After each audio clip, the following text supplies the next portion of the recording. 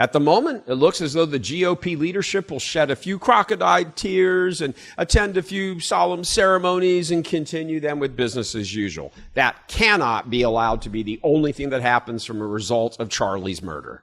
The outpouring of support for Charlie has been headline-grabbing, no doubt, and hopeful predictions have arisen that the left has awakened a sleeping giant that will result in their end. But a word of caution in all of this. It's one thing to produce a reaction where low-level leftist lunatics who cheered and celebrated his assassination on social media get fired from their jobs. That's a great thing, good. But it's an entirely different thing to take the leftist generals off the board. They are well insulated, they have expensive attorneys, and they are defending them, and they are well protected. These folks rig the elections, they control all the major institutions, and they are filthy rich, a political class of untouchables. On top of all that, to date, there seems to be little to no interest on the part of the only folks who can, in fact, go after them. Sure, GOP leaders can publish tribute videos to Charlie, and they can denounce the swamp and the leftist ideology that produced his killer, but the actual will to drain that swamp seems to remain something only Trump himself cares about. Where are all the arrests and criminal charges, for example, against the likes of Adam Schiff and Letitia James for mortgage fraud? What about Lisa Cook on the Fed Board of Governors, who was, like so many deep state scum, protected by deep state scum judges? They all cheated on their mortgage apps. She did, they all did. You know, it's funny. A United States senator, a state attorney general from New York, not, Iowa, and a member of the governor's board of the Federal Reserve, not one of them can properly fill out a mortgage application?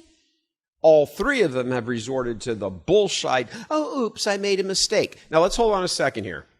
When you think about this, when you are filling out a mortgage application, most viewers here, I'm sure, have at least one point in their life, there's that little box. Is this your primary residence? It's not complicated. It's not in Chinese or Mandarin. It's not in upside-down Greek or Pig Latin. Is this your primary residence? You check the box. That's it. All three of these losers, communist every one of them is like, oh, I made a mistake. Okay, first of all, that's complete bullshit and everybody knows it. Secondly, it doesn't matter if it was a mistake or not. You check the box, you signed the form under perjury that what you are saying here is truthful. So you checked the box and then you didn't go back and check before you signed it. And these high-level government officials, it's all bullshit, we know it. Let's do this. Use this as an example. You're driving down the road, you get pulled over, the cops are, they pull you over the driver's license, right? Why did I get pulled over, officer? You're speeding. Really? I was speeding? Yeah. Sign back there says 25. Oh, gosh, I thought it said 45. I'm sorry. Oops, I made a mistake. You think the cop's going to go, oh, okay. These people are criminals, and you and I would have our butts sitting in frickin' jail if we'd have lied. Maybe it wasn't a lie, it was just a mistake. Doesn't matter. That's not the point, whether, oops, it was a mistake. That doesn't matter. Ignorance of the law. And after all, these folks, nobody's above the law. So what's the point of bringing all of this up in relation to Charlie? Because if the government won't go after these low-hanging fruits, in what are open and shut cases, how much lack of will is there to go after these higher-placed criminals? Normal people, you and I, would already be behind bars.